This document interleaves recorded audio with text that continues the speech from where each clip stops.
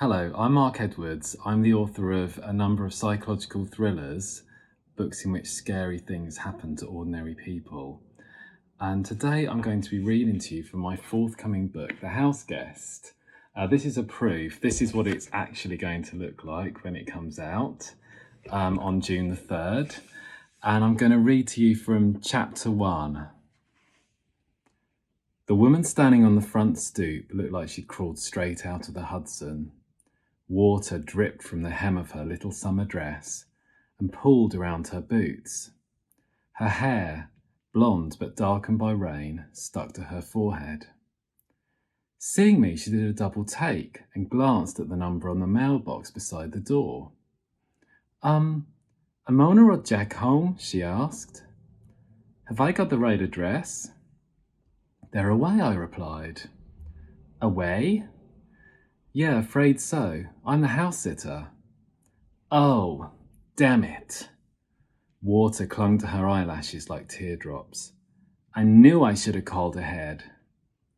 Night had not yet fallen, but the sun, which had burned brightly all day, was nowhere to be seen, though the air and the rain retained its warmth. It wasn't like England, where the rain fell cold throughout the year. New York summers were different. Damn, the young woman said again. Sorry to have disturbed you. You don't need to apologise. They'll be back next Sunday. Okay. She pushed her wet hair out of her face, peering past me into the house. Behind her, someone ran along the street seeking shelter, and a car went past slowly, wipers on maximum, spraying water onto the steps below where the young woman stood. The Bedford Avenue subway was a few minutes away, and I guessed that was where she had come from. Sorry to have disturbed you, she said, but she hesitated, looking over her shoulder past the backpack she was wearing. Then she laughed. Why am I being such a wimp? I can't get any wetter, can I? I laughed too. I don't suppose I could come in for a moment and write a note for Mona and Jack. This wasn't my house. I didn't feel comfortable inviting a stranger in. But she knew Jack and Mona's names, didn't she? And she looked so pathetic standing there on the stoop while rain pummeled the pavement behind her. What harm could it do? Of course, I said, come in. She rewarded me with a broad smile. Thank you. The woman stepped into the hallway and glanced at herself in the mirror that hung by the front door. She laughed. Whoa, I look even wetter than I feel. We both looked down at the puddle that was forming on the floorboards. Wait there, I'll fetch you a towel. I hurried to the downstairs bathroom, which is at the back of the house beside the kitchen. As I approached the door, Ruth came out. What's going on? She asked. There's a woman, a friend of the Cunninghams. She's drenched. I grabbed a towel from the rail in the bathroom and headed back to the front door, Ruth at my heels. The young woman was crouching, fishing in her backpack for something.